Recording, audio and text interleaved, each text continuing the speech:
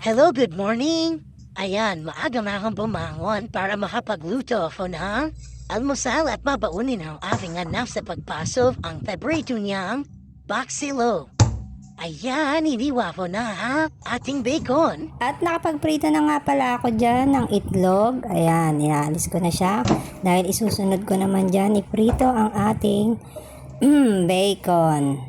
Ayan, 3 itlog lang muna ni aking pinirito. At ayan na nga, aking sinunod na ang ating bacon. Ayan, lagay lang natin dyan yan. Yan, dyan.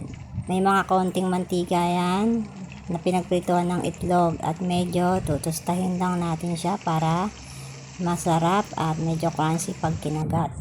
Okay? Ayan, crunchy na nga siya. At may second batch pala tayong isasalang kasi hindi pala siya kasya lahat.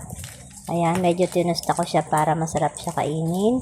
At pagkatapos ko nga isunod dyan yung kasunod na bacon ay, ayan, inalis ko na siya. Ayan. At nilalagay ko naman dyan ang ating second batch na piprituhin na bacon. At pagkasalang ko nga ng ating second batch, ayan, at pagkatapos siyang matusta na rin, ay nilagyan ko na siya ng cheese whiz. Ayan. Ganyan, lalagay natin yan lahat. Ay, hindi pala lahat. Tansyahin lang muna natin kung gaano karami ang pwede sa ngayon. Ayan. Pang-almusal lang muna at pang-baon. Ayan, dinamihan ko na para masarap. At ayan, dagdagan pa natin. Pagkatapos niyan ay tinakpan ko yan. Nilagyan ko nga pala yan ng konting tubig para medyo magsabaw-sabaw muna siya at medyo patutuyuin natin siya ulit. At pagkatapos niyan, at ayan na nga, ayan, niready ko na ang baon ng aking anak. Konti lang ang kanyang baon kasi maigsi lang ang kanilang break time. Ayan.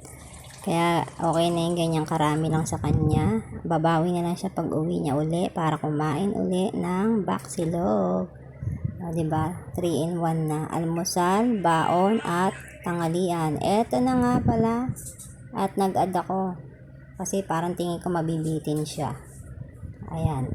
Dinagdagan ko siya ng isang bacon. At eto na ang kanyang baon. Ayan. Baksilog na may eggnog at cranberries. Dry cranberries yan. Ayan. Yan ang kanyang baon for today's video. Thank you.